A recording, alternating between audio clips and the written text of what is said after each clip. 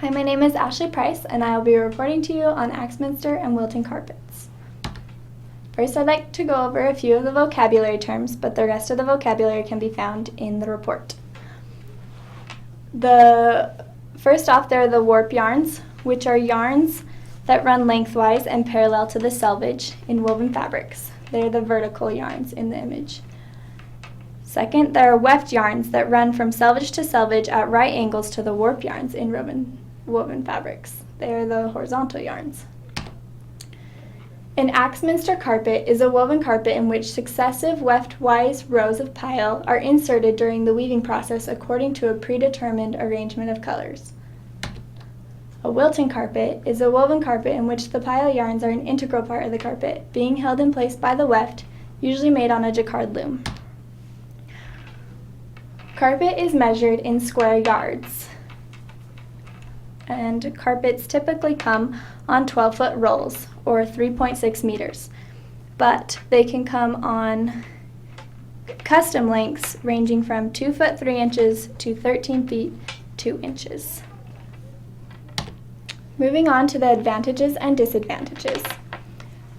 With Axminster and Wilton carpets, there are many possibilities in color and design due to the weaving technique where pile yarns are individually woven into the carpet.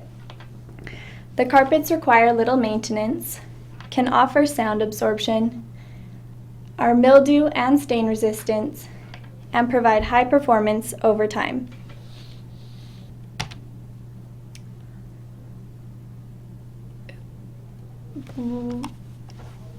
This chart shows the advantages and disadvantages.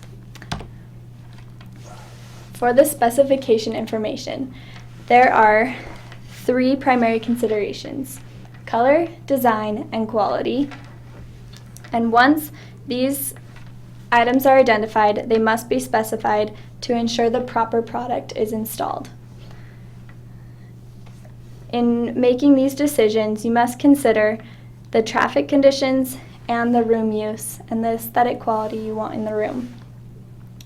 For quality, you must consider the fiber content, which for Axminster and Wilton carpets is typically nylon or wool, ranging from 100% nylon to 100% wool, but a common blend is 80% wool and 20% nylon.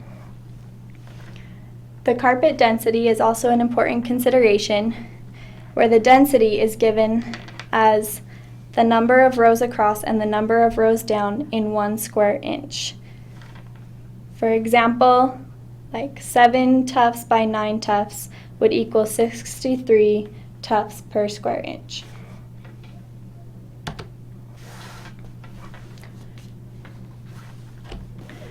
Prior to installation, the substrate floor must be properly prepared.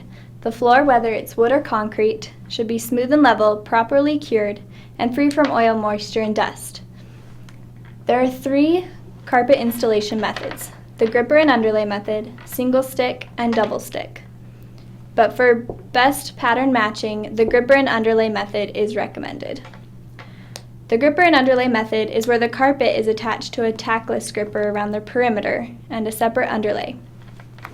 The seams of the underlay should run perpendicular to the seams of the carpet, and the carpet should be laid out and matched before it is attached. A power stretcher should be used to be sure that there is a sufficient amount of tension. The carpet seams can be either hand sewn or use the hot melt tape method. For both methods, the carpet should first be cut to the proper dimensions with the edges sealed using a good quality latex edge sealer or a spirit-based sealer.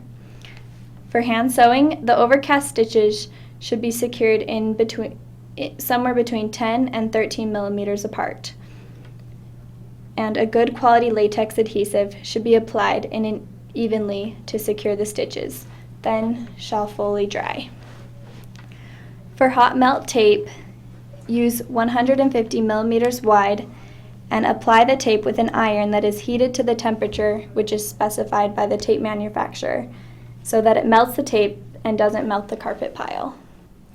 In the single stick installation method, the carpet is adhered directly to the substrate floor. And for double stick installation, there is a separate underlay that is adhered to the floor, then the carpet is adhered to the underlay. The Axminster and Wilton carpets have a high wool content, so they require little maintenance. Wool is stain resistant and actually repels the stains with a natural membrane, so they can be easily wiped up. The natural membrane also keeps dirt from sinking deep into the fibers. However, additional stain-resistant treatments are also available to increase the stain resistance. But for the most part, regular vacuuming is the best way to restore and maintain the carpet. Depending on the amount of traffic and the use of the space, depends on the frequency of vacuuming. It can range from just a couple times a week to needing it daily. Axminster and Wilton carpets have a unique weaving method where they incorporate the backing of the carpet into the weaving, which prevents delamination where the backing of the carpet comes off, and also increases durability and appearance retention, which the weaving method locks the pattern on both sides of the carpet. The carpet density is determined by the number of tufts per square inch, or the weight of the yarn, or the length of the pile. A more dense carpet has greater durability. Axminster and Wilton carpets use natural fibers to increase the sustainability of the product. The carbon neutral program has also been implemented, which aims to offset the effects which lead to climate change.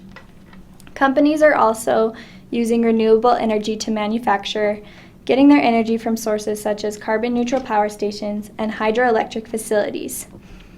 New systems have also been implemented to allow for 95% of the water waste to be reused. The carpets, once installed, can also absorb pollutants such as nitrogen dioxide and sulfur dioxide. These pollutants are not released into the air even when the carpet is heated.